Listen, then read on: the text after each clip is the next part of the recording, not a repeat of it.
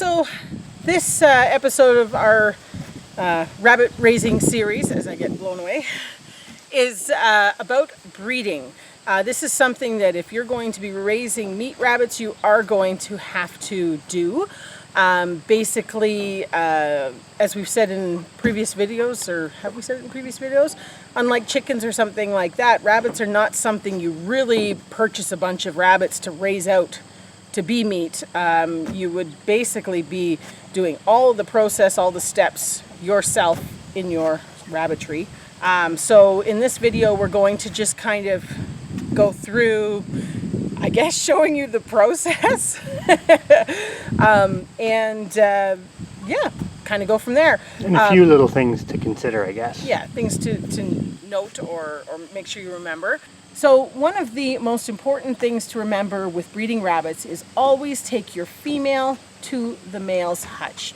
The female is often very possessive, I would say, about her hutch, and I have heard people say they haven't had an issue, but we don't gamble on that. We always take the girl to the boy.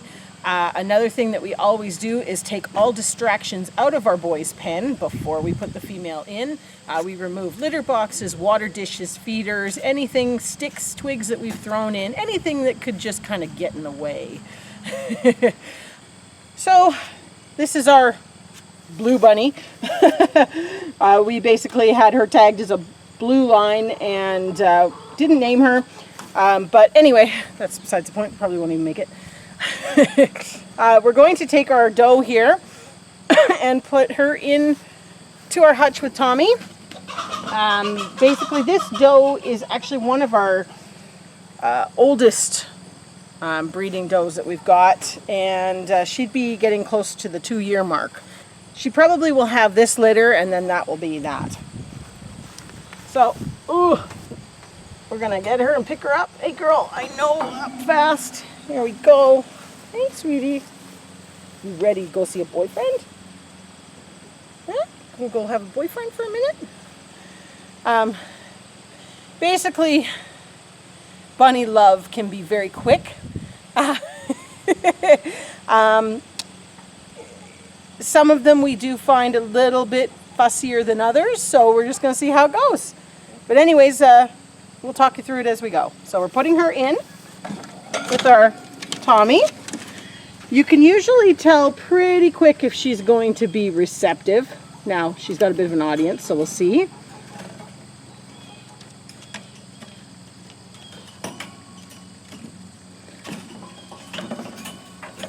Another reason to, and there we go.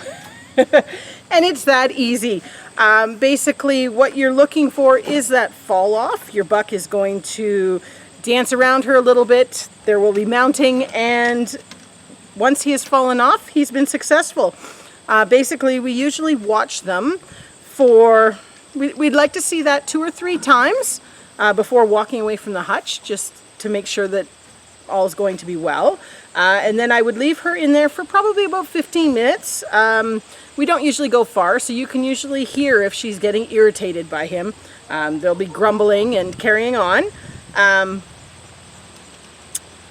The other thing I thought of as well, another reason that you want to bring your girl to the boy's hutch is if you take the boy to the girl's hutch, he's going to spend all his initial time sniffing around and being distracted by all the scents in there and not do his job.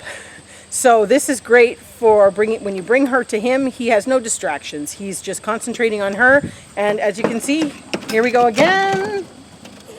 And another one. So basically, within about 5 minutes, you'll know you've got breeding. Yeah, then we just mark the calendar and we wait. So I suppose kind of to wrap up our breeding segment of this Raising Rabbit series, there's a few kind of points to touch on and remember. One thing that we haven't mentioned yet was age to breed your rabbits. We tend to aim for the 6-month mark. 5.5 to 6.5 is your ideal, breeding for a first timer. We often do say that depends on the time of year. We don't breed our rabbits, especially first-time mums, to be having babies in the real cold or the real heat. So it's flexible. The heat seems to be a little worse than the cold, although when it's January, you run the risk of babies freezing. So it's just, for us, basically, we breed kind of, end of February? End of February to June. Yeah, and then we kind of break for July, August, and then end of August through till end of October. October, yeah, pretty much by that time. Because we don't like to have too much extra rabbits come January time when it's starting to get really cold here. So that's an important point that we hadn't said about yet, was age to breed. And that's obviously going to be different depending on what kind of infrastructure you have, where you are. And that's just what works for us with the champagnes. I know others that do breed a lot younger age. So, like we said, there's lots of research and other info out there. So definitely do your research on that, because you may find you can start a lot earlier than what we do. But that's what we're comfortable with, and it's worked for us. When breeding, not siblings. Is definite rule. We don't even do parents to children. We try and bump to at least grandparents, great-grandparents in our breeding system, but we are very fortunate to have a lot of genetics. And that's something for us and pedigrees. A lot of people think of, pedigrees only matter in the show world. Pedigrees are basically required if you do want to show rabbits. But the real reason for a rabbit pedigree is just so you're keeping records. Yeah, so you know their genetics. Yeah, you can see who's in the family tree, who's related to who, and kind of like you mentioned, to a lot of people that's not important. But I guess it all depends on how sustainable you're actually trying to be. Because if you're really wanting to be sustainable, then that means you're maintaining.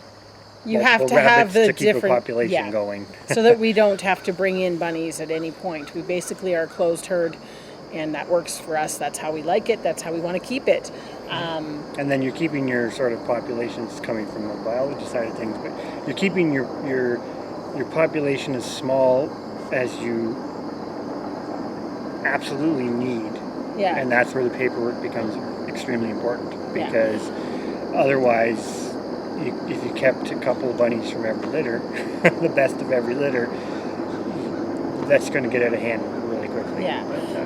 Basically, we treat our bunnies the same way we do any larger animal, really. I mean, you would go onto a thing and check their inbreeding coefficients and things like that. I mean, okay, that's not quite as fancily set up. We don't have a computer program and stuff like some, but we do, research it before we do put them together. Who's going with who.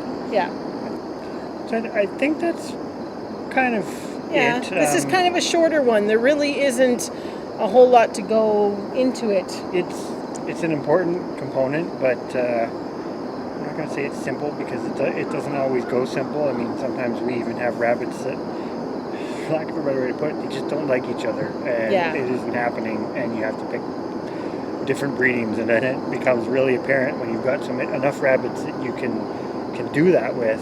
Sometimes it's actually quite funny. You'll put this doe with this buck, and they just nothing. They don't want no interest, no whatever. You take we that just move doe her and to the put her next with another one. buck, and it's just like boom, basically, they like each other. all our does we have with our bucks. I have a list of who's the best match, and then we just go down. So basically, if she doesn't mesh with the first match, she goes to the next one and the next one, and usually something works. That's one of the benefits of having the big breeding herd. But I understand not everybody can do that. There will be times when the bunnies just aren't in the mood. Bunnies can be seasonal. It's not as fine-tuned as some larger animals. Yeah, it may have a lot to do with management and whatnot. Management, weather. There's a lot of things that make a rabbit seem seasonal, I guess I should say. Yeah, we find the D'Argents to be a little bit that way, but then we also are keeping them outside. They don't tend to like to breed in the heat. No. And they definitely don't like to breed in January. Yeah, beginning late of February. Fall through winter is tough until you start getting longer days in But February. But the information is there. And if you have any questions or comments or anything that you would like us to potentially touch on in a future video, let us know. Don't forget to subscribe and have a fantastic night.